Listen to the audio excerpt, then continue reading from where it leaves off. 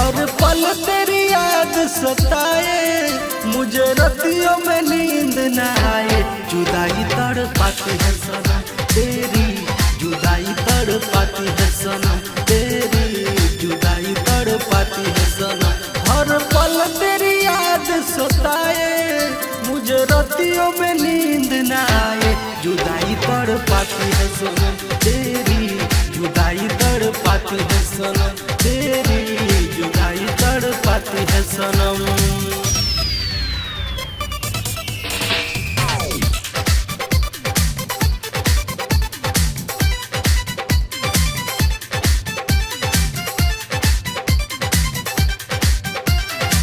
तेरे बिना कुछ अच्छा नहीं लगता, जीना हुआ दुश्वार है।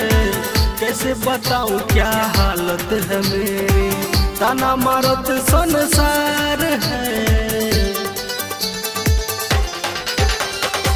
तेरे बिना कुछ अच्छा नहीं लगता, जीना हुआ दुश्वार है। कैसे बताऊं क्या हालत है मेरी, ताना मारत संसार है। सब कहता है पगला दीवाना, अब पड़ता है चेहरा छुपाना।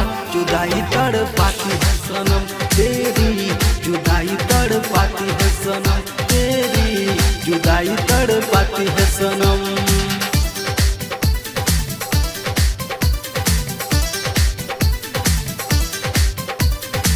तेरे लिए मैं छोड़ा जमाना, तूने ही मुझको छोड़ दिया।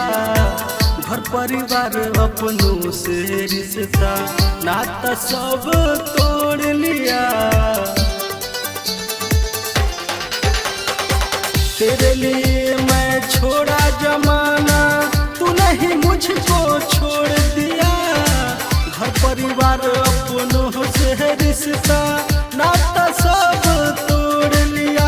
वह मुन्ना डबलू कुशवाहा, तुझे जान से भी ज्यादा चाहा।